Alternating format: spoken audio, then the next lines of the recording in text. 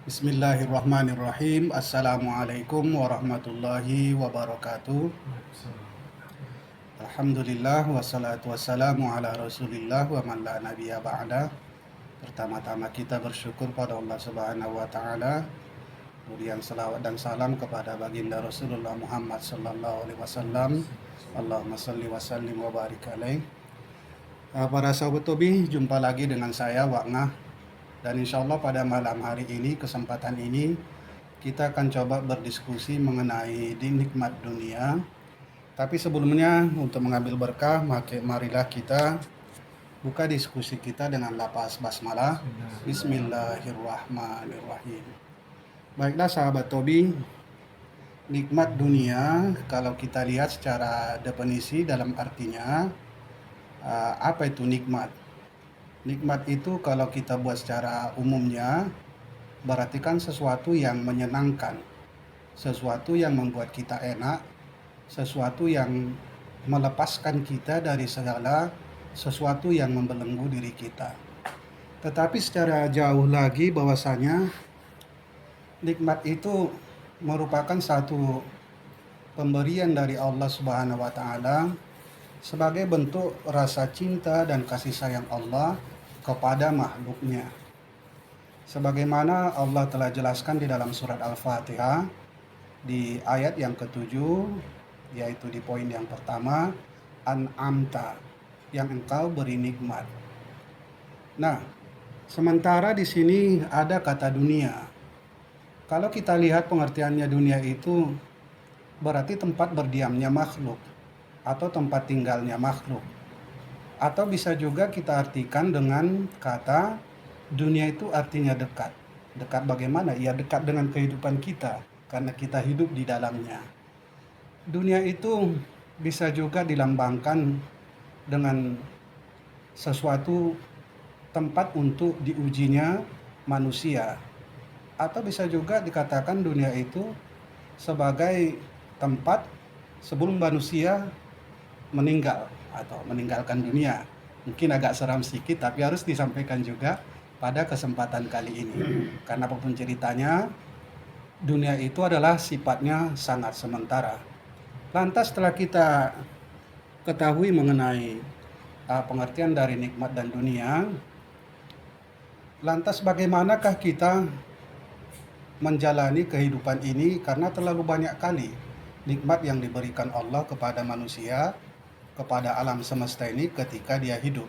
Bagaimana kita cara menyikapi nikmat tersebut? Sahabat Tobi, di bagian yang kedua ini kita harus paham dulu bahwa ternyata nikmat itu adalah pemberian dari Allah kepada seluruh makhluk yang ada di alam semesta ini. Itulah merupakan pemberian Allah. Apa itu contohnya? Ya kita ini selamat Islam. Kita bisa bernapas, kita bisa hidup dengan tenang. Nah itu adalah merupakan satu nikmat yang sangat diterima oleh segala makhluk yang ada, baik itu manusia, hewan, dan tumbuhan. Itu merupakan satu nikmat pemberian Tuhan. Kemudian yang kedua, kita harus sadari juga bahwasanya nikmat dunia itu adalah satu fasilitas yang diberikan Allah kepada makhluknya. Namanya pun fasilitas, berarti satu saat nanti pasti akan ditanya lagi, ini dulu kuberikan bagus, loh pulangnya juga harus bagus kan gitu. Fasilitas itu kan ada pemberian hak pakai kepada manusianya. Kemudian yang ketiga adalah bahwasanya nikmat dunia itu adalah merupakan jebakan Tuhan kepada makhluk hidup, terutama kepada manusia yang hidup di dunia ini. Loh, nikmat kok bisa jadi jebakan? Ini kan satu jadi pertanyaan, pemikiran bagi kita. Kenapa bisa nikmat itu sebagai jebakan? Namanya pun tadi nikmat itu adalah menyenangkan, ternyata itu adalah jebakan. Nah, bisalah kita ambil satu contoh sebagai jebakan Tuhan, berhasilkah orangnya?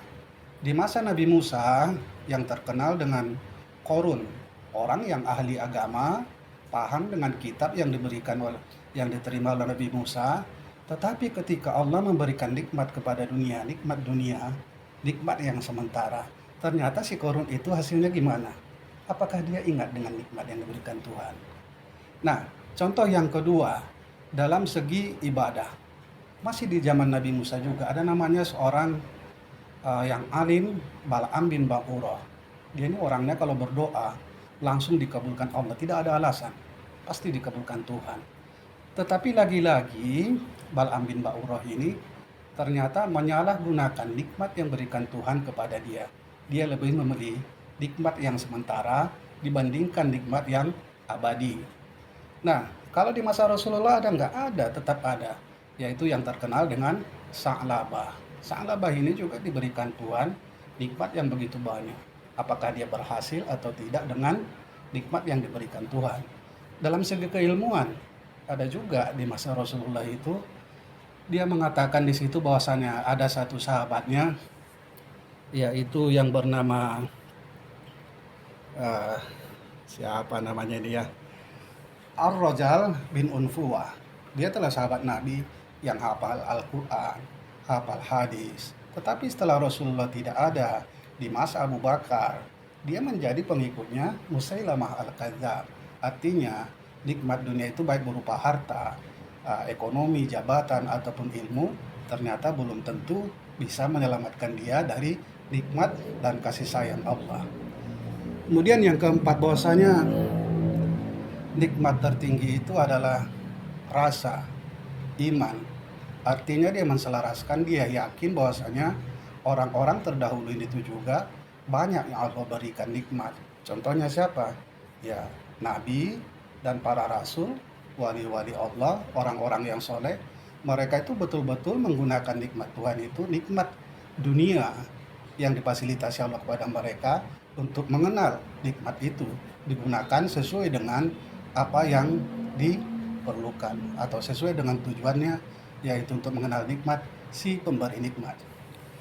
Sahabat Tobi, sebagai kesimpulan kita pada kajian sederhana ini adalah, ternyata seluruh nikmat yang menyenangkan yang kita alami, yang kita miliki, semuanya itu adalah merupakan fasilitas pemberian dari Allah Subhanahu wa Ta'ala untuk kita menjalani hidup ini dengan dalam satu tujuan, untuk mengenal siapa yang memberikan nikmat.